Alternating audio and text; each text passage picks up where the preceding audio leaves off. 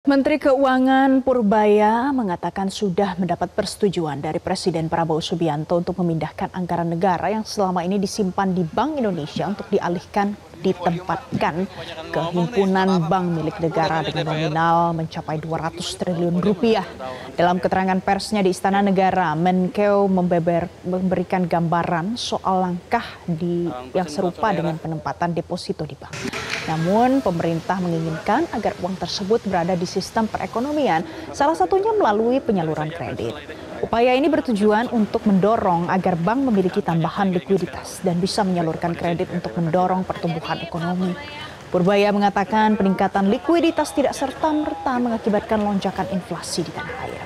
Menurut Menkeu, inflasi baru akan melonjak apabila realisasi pertumbuhan ekonomi Indonesia sudah berada di atas potensinya pada level 6,5%. Sementara itu realisasi pertumbuhan ekonomi Indonesia masih pada level 5,12% pada kuartal 2 tahun 2025. Belum buah-buahan, pisang misalnya, 81.000 pisang. Sebelumnya pemirsa, dalam rapat kerja bersama Komisi 11 DPR RI, Purbaya mengatakan uang yang akan ditarik tersebut berasal dari kas negara yang selama ini disimpan di Bank Indonesia dengan nilai yang mencapai 425 triliun rupiah. Nantinya uang tersebut bisa digunakan perbankan untuk menyalurkan berbagai program pembiayaan yang diharapkan mampu memberikan efek terhadap pertumbuhan ekonomi di kalangan masyarakat. Purbaya menjelaskan pemerintah selama ini memang memiliki dana yang ditaruh di bank sentral. Dana tersebut bisa saja berasal dari sisa anggaran lebih, asal pemerintah dari APBN yang belum terrealisasi secara maksimal. Dana pemerintah juga akan mengendap di Bank Indonesia jika ada pencairan utang yang diajukan pemerintah dari sejumlah lembaga keuangan global.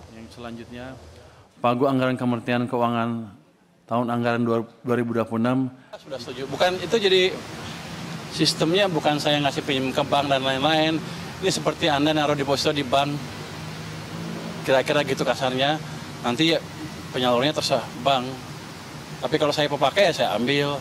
Tapi nanti diupayakan nanti penyalurannya ke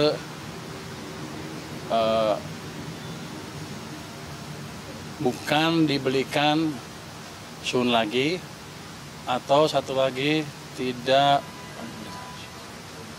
saya lupa, sun, dan kita minta ke BI tidak diserap uangnya. Jadi uangnya betul-betul ada di sistem perekonomian sehingga ekonominya bisa jalan. Supaya bank punya duit banyak cash tiba-tiba dan dia nggak bisa naruh di tempat lain selain dikreditkan. Jadi kita memaksa market mekanisme berjalan.